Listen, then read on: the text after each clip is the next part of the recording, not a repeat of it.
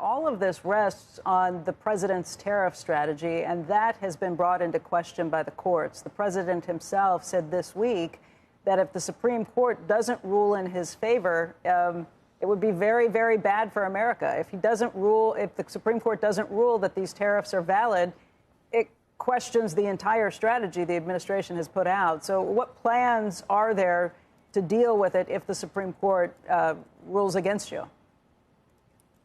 Well, let's take a look at the decision that was 7-4 against us in the district court. The lead, right, the lead judge on the bench sided with Donald Trump. The judge before, who was the lead judge, sided with Donald Trump. The new judge that's coming in to direct the bench sided with Donald Trump. And the smartest judge on the bench sided with Donald Trump. I think if you read the dissent, you will see that that is the thoughtful way of dealing with these tariff cases, and that is going to be the underpinning of the Supreme Court's decision that is going to support Donald Trump as he drives our foreign policy. You have to have the foreign policy of the United States of America in the hands of the only person that was elected by our whole nation, and that is Donald Trump. He's done an amazing job with tariffs. Congress has the ability to do some of this. There are questions, and we'll see. You know, the Supreme Court could go either way, Howard. And I guess the question is, what's the backup plan? Just because so much is riding on this, what happens if they strike that down? Do you go to the Senate and say, give us the power to do this? Are there plans in place to do those things? Is there a plan to give back the tariff money to the companies that have been paying it to this point? How does it work? All right. The president has all sorts of other authorities, right? So the 232s, so everything we just did with Japan, that holds, right? That's durable, that stays. Europe, that stays. These are autos, pharmaceuticals, semiconductors. Those all stay. So these are durable models. These big deals are going to stay. We have lots of other authorities that the president can use. They're called 301 and 338. I mean, he's got tons of authorities. This was fast and easy and incredibly smart, and that's why he did it. And look what we've achieved. You have over $500 billion a year coming in, asymmetric.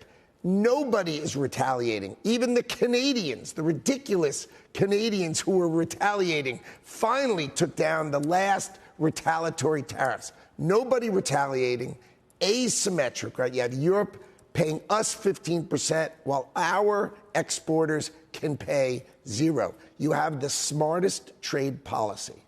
Now, the icing on the cake was the Japanese deal. Their tariffs go down to 15%, and they give Donald Trump $550 billion to go build what he wants. He wants to bring semiconductors home. You're going to see semiconductors home. How about generic pharmaceuticals? The Chinese make antibiotics. Why are we dependent on the Chinese to make antibiotics? Now the Japanese funding is going to build generic antibiotics in America so we can take care of ourselves. This is the smartest deal that anybody's ever done, and the only way we get this kind of deal done is because Donald Trump's in the Oval Office. Hey, Mr. Secretary, we're going to hear these jobs numbers, and just to go back to that for a moment, in about a half an hour, I'm curious how you think we should think about the credibility of these numbers, given that the president removed the former head of the BLS. There's a new person in that role. Has there been a change, a meaningful change to the methodology with which we should see in these numbers, and should we think they're more credible than they were a month ago? Well, I think you take the noise out, meaning if the leader is bent against Donald Trump, then they're going to have, such errors, and those things are bent. We've seen that in all sorts of agencies throughout this government. The people, the holdovers from the Biden administration, they're just bent against the president's success. They're rooting against America and against Donald Trump, and that's got to end. So he can't replace somebody, 2 weeks ago, and you expect fundamental change. But what you will get is an agency that's on side, just trying to do the best and put out the correct numbers. And that's what Donald Trump has to do, and that's what this whole cabinet has to do. They have to get rid of people who are against the president, against the elected leader of the United States of America, and get people on side who just want America to win.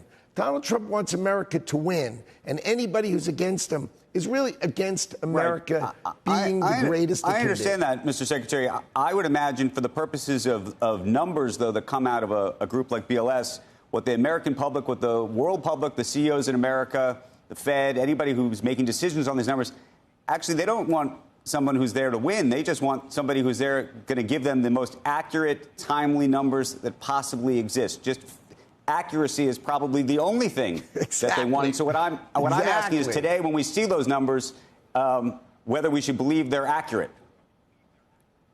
I think they'll get better because you'll take out the people who are just trying to create noise against the president. Take out the people trying to create noise. Let's get the accurate numbers, because this is going to be the greatest growth economy, right? 6 months from now, a year from today, as these trillions of dollars of plants and factories. You've seen all these pictures. There are just so many factories going in. The employment situation in America is going to be so impressive. Look, we've got 3% GDP growth. Nothing wrong with the growth we're going to have the rest of this year.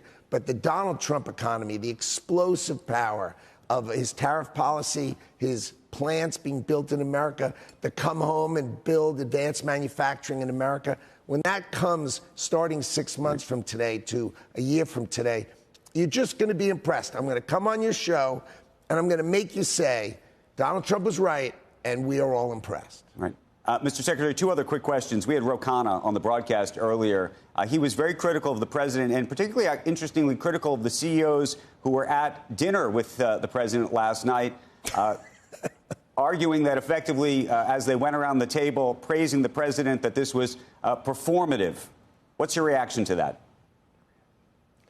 You know, when you go around the table and you see these CEOs and they articulate that they are committing $600 billion more of investment in America, and you say that's performative, you are telling a joke. They are articulating to the president that they would not have been building these kind of factories, these kind of plant, this kind of massive investment that we together, I'm 64, I've never heard this kind of investment ever. You see it one by one by one. Imagine 3 people spoke and he equaled 1.5 trillion in investment at one dinner.